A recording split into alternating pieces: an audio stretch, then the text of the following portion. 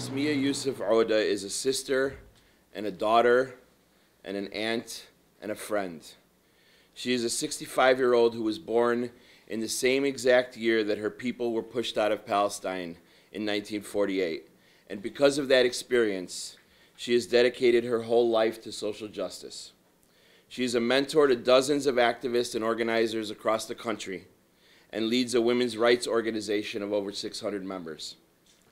She has come under attack by federal law enforcement in this country, and we will stand with her to demand that these ridiculous charges are dropped. I've worked with Rasmea for over 10 years. We have celebrated holidays and birthdays together. She's a very close friend to my family, and she was with us on the day that I lost my mother to cancer. Federal prosecutors are overreaching to accuse Rasmea of anything but being a productive citizen of the United States and the world. She is receiving massive support from all across the world, including almost 100 organizations in the U.S. who have written letters or signed onto statements condemning the indictment.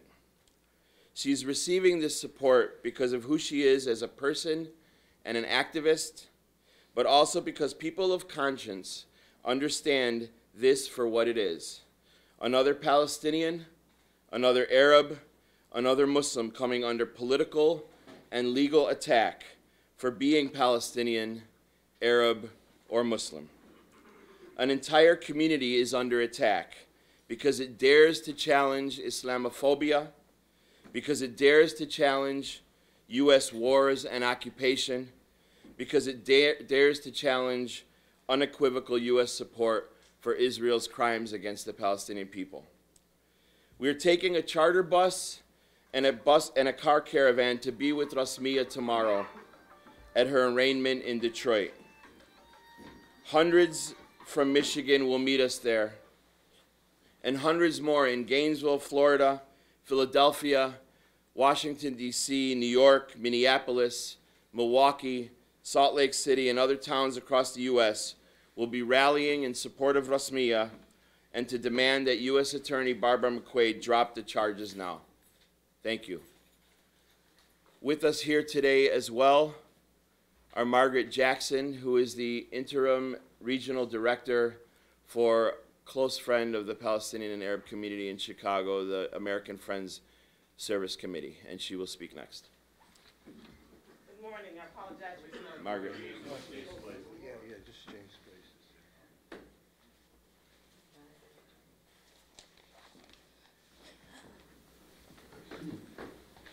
Good morning. I apologize for being late. I don't have a long statement, but it just, Rasmea, and it just infuriates me that this country continues to discriminate on color, religion, and that they're so desperate that they go back into the past to do that. It's just, being a woman of color, I understand discrimination. I live with it every day. And it's horrible that this country still continues to do that after all these years. I cannot tell you how shocked I was, but how proud I was to be part of the American Friends Service Committee, and our belief that love and nonviolence, and that we should be able to love folks who are different from us. Why is it? Why is it we're unable to do that as a country, as a people? That we also seem to want to persecute, discriminate, find fault with anyone that looks different, that walks different, that believes different than me. So once again, I'm glad that AFSC, and I'm glad to be here representing AFSC and witnessing and sharing our support for Rasmea, and as an organization that is almost 100 years old, committed to nonviolence. I'm just appalled by this situation.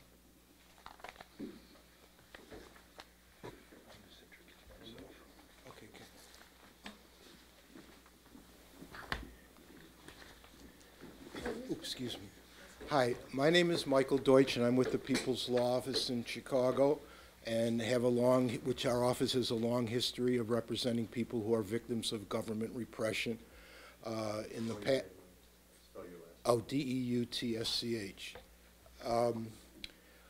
What troubles me about this case is here's a woman that was given citizenship in 2006. Now, 7 years later, the government has chosen to indict her for allegedly not being truthful on her application for citizenship.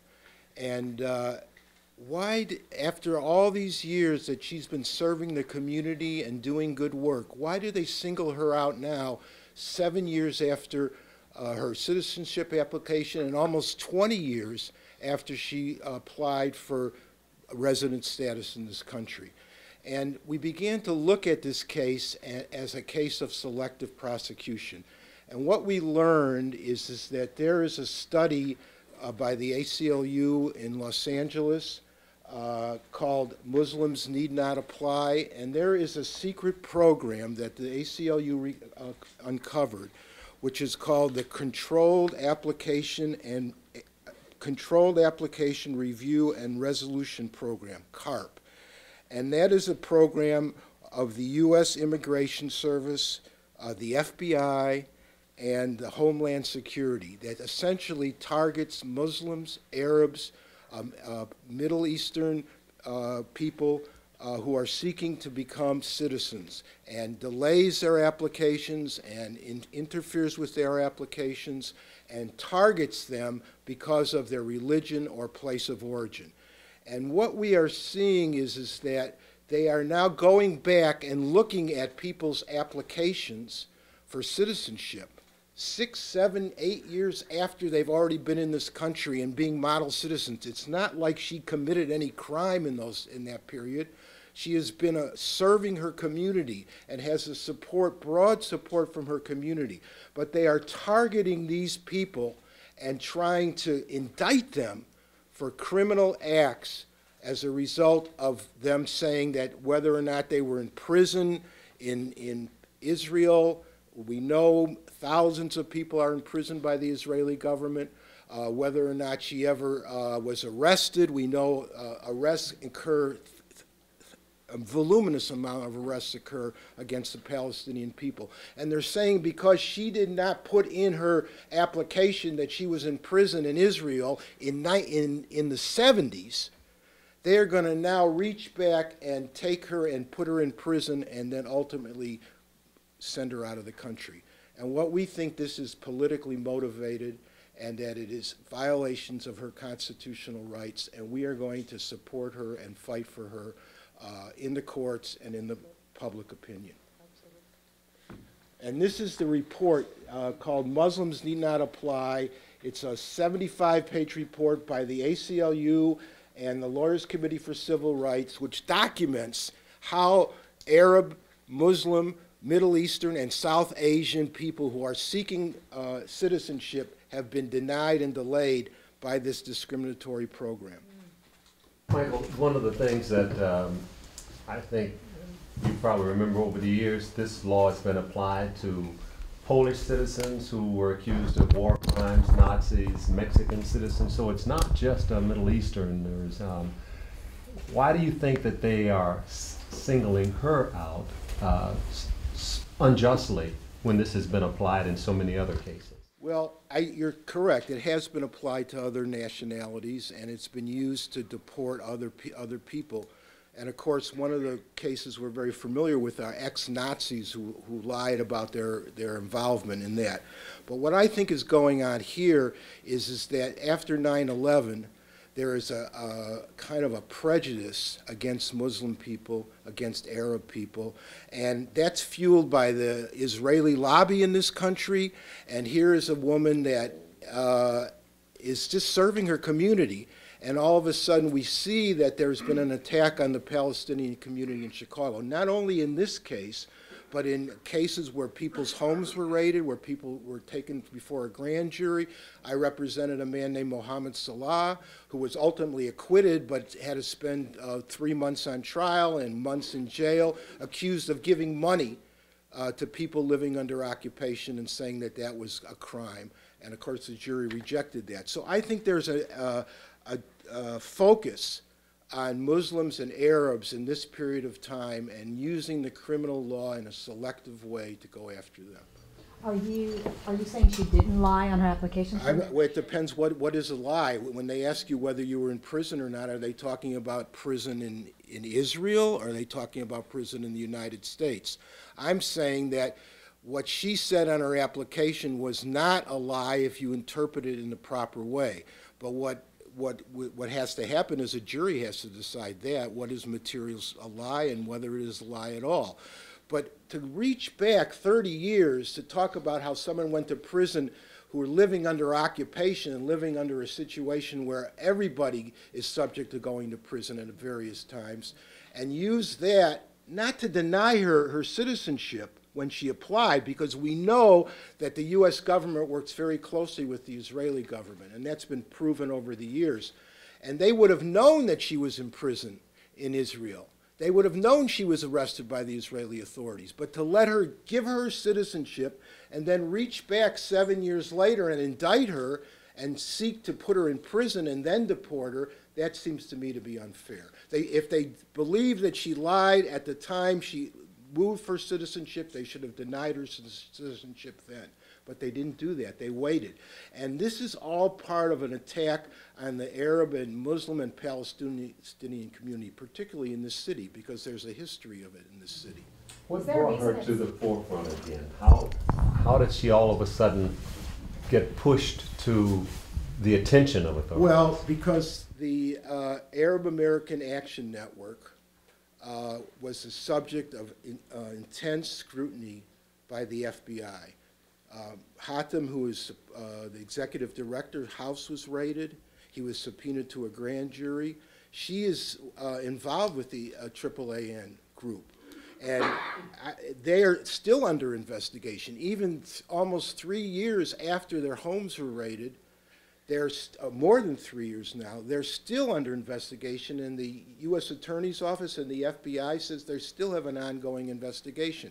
So they've been investigating this organization for 3 years and more.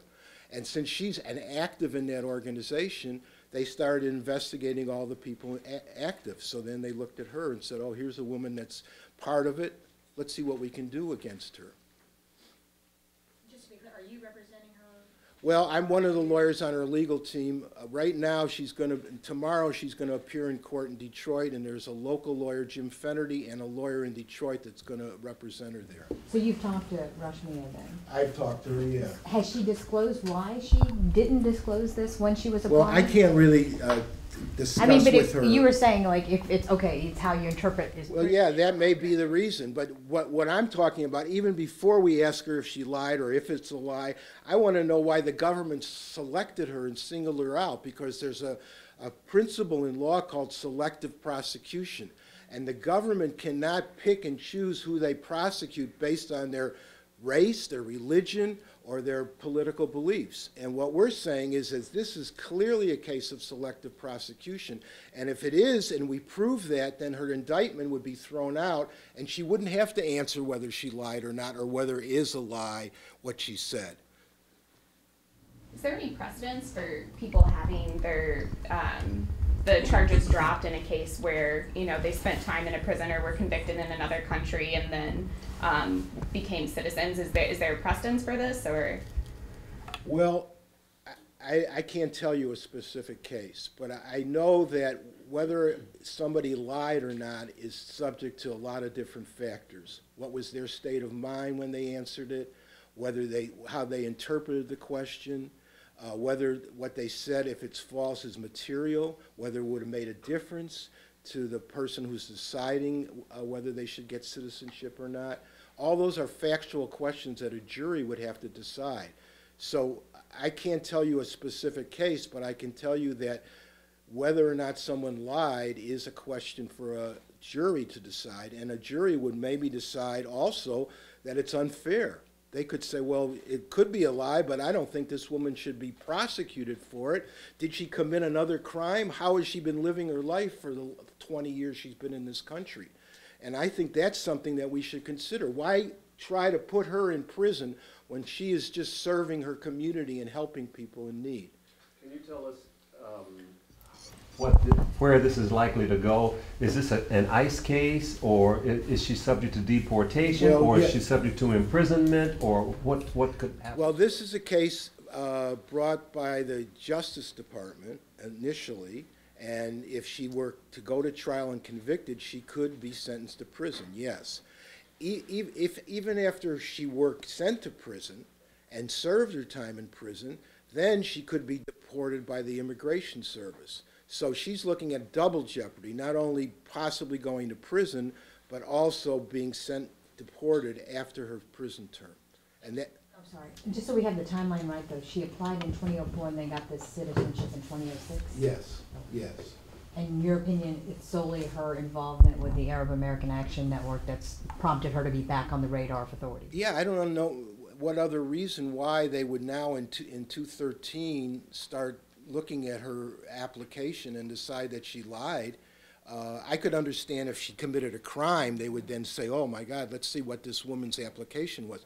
But here's a woman that's helping her community. Why would they even bother to indict her in something like that? Let me just, Michael, just correct one thing on the record. Michael is my attorney, and it's not the Arab American Action Network that is under investigation. The U.S. Attorney's Office has said clearly that the organization is not under investigation. But I was one of the people who was raided in 2010, and I was one of the people who was served the grand jury subpoena, and her and I are colleagues. So the organization is not under investigation, but I think what Michael's saying is that because of her political work with me and others who were caught up in that grand jury investigation, that's why we believe that they're looking at her now. Well, let me further clarify it. The U.S. Attorney has said that the Arab Action Network, Arab American Action Network, is not a target of their investigation. So they're not accusing them of doing any criminal activity. But they have been under investigation because of the people who are part of it and because of their work. Now, they're not saying the organization per se is doing anything illegal, but they have been looking at that organization and have subpoenaed documents from that organization. And when they start to look at that organization, they look at all the people who work in that organization, and that's Hatem and Rasmea and others. So that's why there's a focus on her. Can you speak to, I'm sorry, can you speak to the motivation of the government regarding the targeting or the apparent targeting of members of that organization that refused to speak to the grand jury? Well, there was what we would, call commonly a witch hunt against people who were involved with Palestinian solidarity work in the city and in the Midwest. And 23 people were subpoenaed to a grand jury several years ago, 3 years ago now, and they refused to cooperate with the grand jury because they thought it was politically motivated. The U.S. Attorney's Office was involved in trying to disrupt the work of Palestinian solidarity in the city and in the country. And I think this is a continuation of that. I think that there's no logical reason why they would go after Rasmea unless they wanted to continue to try and disrupt and deter and create a chilling effect against people who are doing Palestinian work. And the Israeli government, in my belief, is involved, and as well as the Israeli lobby, the U.S. in the U.S., they're involved in agitating against people and trying to stop people from exposing what's going on to the Palestinian people. And this is consistent with what's been going on in this city for years. And in the Mohammed Salah case, they brought in Israeli interrogators to justify their acts, which we claim was torture against Mr. Salah. They closed the courtroom. They wouldn't let any spectators in, and these interrogators testified in code names and under disguise to try and convince a jury that they did not torture Mohammed Salah. So there's a very close working relationship with the U.S. Justice Department and the Israeli Justice Department. Can you tell us why she's not here today to talk about this herself? Because she's meeting with her lawyers in Detroit in preparation for her court tomorrow. She's already in Yeah, she's already left for Detroit. And just to make it clear, she's committed no crimes or anything in her time in the U.S. Absolutely No crimes at not. all. There's no allegation that she did anything other than serve her community. Could you What's the clarify impact her to her leave for? community? Pardon? What is the impact to her community for the loss of her voice? Well,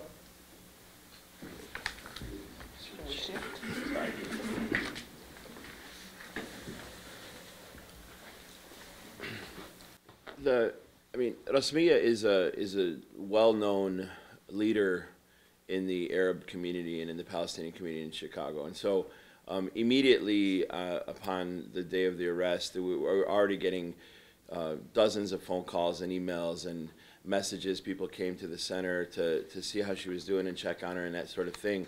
I mean, what happens in these situations with Rasmea's arrest and indictment and Mohammed Salah's arrest and indictment and the raids on us 3 years ago, all that sort of thing, what it does is what the government wants it to do.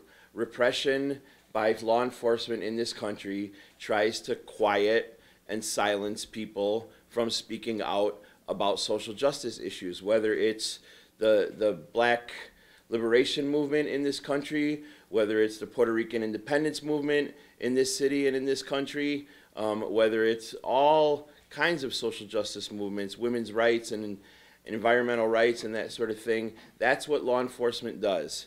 You're making progress towards social justice. Palestinians in this country and across the world are making progress towards winning their liberation, and the United States government and the Israeli government do not want to see that. So they come after us and they try to come up with trumped up charges to attack our leadership so that other people in the community say, wow, if they could go after Rasmea Odeh, then they could come after us. And if they go after leadership of this mosque, then they could go after leadership of that Palestinian church or that other Palestinian mosque. And that's what is happening to us. And it's been happening since way before September 11th. When we talk about repression in this country, we go back to 1987 even, and even before that, a prominent case of the LA 8 who were in deportation proceedings for 20 years in this country because they never were accused or convicted of any criminal act, only because they were advocating and organizing for Palestinian rights. That is the issue at hand here. Can you say her last name again for me? Odeh. Odeh? Odeh. O-D-E-H. O-D-E-H. Can someone clarify for me just kind of when she was in prison in Israel, what those dates were and what charges she was convicted on there? And is she disputing those charges that she was arrested for? Yeah, I was wondering how it plays Or into, was she if it plays into the legal argument. I know there have been, said that these were unjust arrests, there wasn't enough due process. Does that play into the legal argument that you guys are making, or? She was in prison for 10 years in Palestine, imprisoned by the Israelis for 10 years. And she faced torture in prison during that time. We know Israeli human rights organizations, Palestinian human rights organizations, international human rights organizations know that the Israelis torture people to gain confessions, that the Israelis torture people, Palestinians, inside their prisons, that for many, many years it wasn't even illegal to torture the Palestinians in Israeli prisons. We know that that happens. We know that there are forced confessions because of that torture. And we also know that, these are military courts in Israel that are convicting Palestinians day after day after day. Military courts that do not practice even a modicum of due process. That's what we know in general about that system of military justice, injustice in Israel. But you said she was in prison in Palestine. You mean she was in prison in Israel? No, I mean, we Palestinians consider, No, but she served her time in Israel, correct? well, in an Israeli prison. Okay. It could have been, it was in Palestinian territories at times. Okay, but in an Israeli prison, right? For 10 years in the 1970s? Correct, in the 70s. And so does that play into legal argument? Like, does that hold legal weight if you guys are disputing, like, she wasn't given due process then, so that this arrest shouldn't count as? I'm speaking to the general description by international human rights organizations of Israeli military injustice. I'm speaking in general about that. And that's what Palestinians across the world and the 7,000 Palestinian prisoners who are in prison for political activity. A demonstration that we hold in the Loop in Chicago gets you arrested in Israel. And sometimes you get arrested for up to 3 months with no charges. It's called administrative detention. This is a system which is, illegal, and is called illegal by international human rights observers. The way that the Israelis treat Palestinians, organizers and activists and political, and just your everyday person. Collective punishment. One person is accused of a political crime in Palestine, and a whole neighborhood's homes are demolished by the Israeli military. This is what Palestinians face every single day living under occupation. That's the context that you have to understand when we talk about political prisoners, especially in Palestine.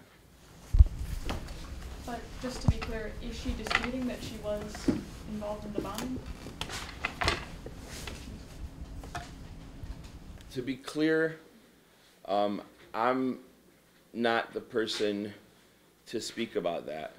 I'm the person to speak about, as Mr. Jordan asked, how this affects the community, and it has a chilling effect on people in the community, and what Palestinians in Palestine face every day under occupation and by a military court, which convicts people for political activity, and then the appeals process goes where?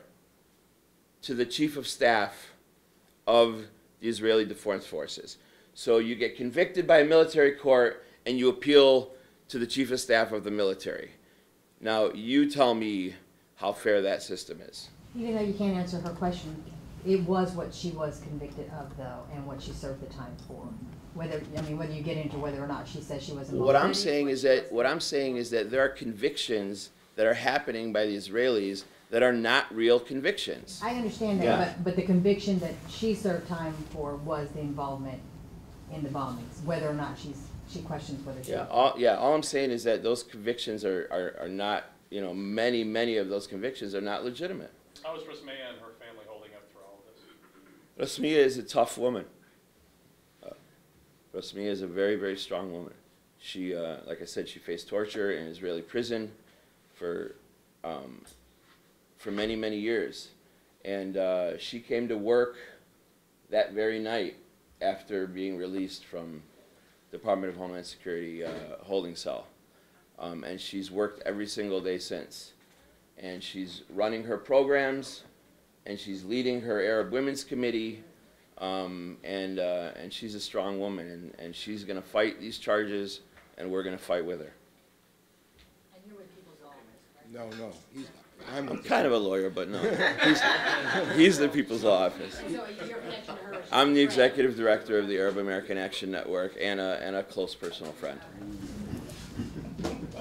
Is there a timeline for, when you might expect to get a decision, what the next step after the arraignment Well, I is? think after court on tomorrow, we'll know much more about the direction of the case.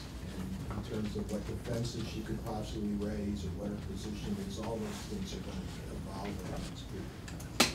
And we're going to the hearing tomorrow. We're going to have a solidarity rally outside the courthouse, and we're going to fill the courtroom to show the U.S. Attorney there and people across the country and the world that Rasmea has broad support across the communities. Do you have an estimate of how many people are showing up to the courthouse tomorrow?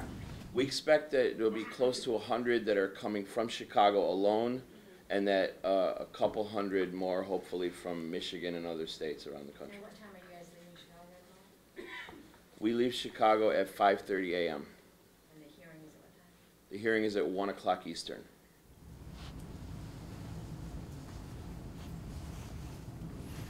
There was a question that was brought up earlier in regards to other groups that had faced similar sorts of issues in the past, and one of the titles that was brought up was Nazis or ex-war criminals. Do you feel that sort of comparison portrays a fundamental bias against Palestinians in the media here that needs to be addressed? I don't see any relation at all. I think, you know. It was brought up. I just thought that it was an unfair comparison in this situation. Yeah, it's absolutely an unfair comparison. I mean, we would there's nothing similar about what Mr. Jordan described earlier and what we're talking about here. Because the illegal nature of the occupation and its consistent human rights abuses, and as you mentioned earlier, perpetual arrest and detention of people who are speaking out against the injustice affect the status of whether they're arrested and convicted or not. I mean, if one was arrested in the Third Reich for speaking out on behalf of human rights, would that be held against somebody? Could anyone address that? Well, I mean, it's a question of when they ask if you were ever arrested, are they asking if you were ever legitimately arrested, or whether you were arrested under a fascist regime, or whether you're arrested in a place where you had no rights? All those are questions that a jury might consider in determining whether or not you answered the question falsely. These are questions that have to be determined as we go down the road, but it seems to me it's very relevant to the nature of the Israeli legal system that she was subjected to back in the 70s. And that is something that will be explored by her counsel. Do you feel this is an irregular occurrence, that they would bring up charges this long after? Is this something that happens frequently? No. I think it's very strange that they would wait all these years and then indict somebody for something that happened in, well, 2004 is when she filled out her application. 2006 is when she was given citizenship. To wait all those years and then indict somebody is very, very rare occurrence. But I would say that the people whose homes were raided and who were subpoenaed to the grand jury, 3 years later, the government is saying they're still being investigated. So when it comes to political people and it comes to a way to chill their activity, they try to keep the investigations going or the potential for investigations as long as possible.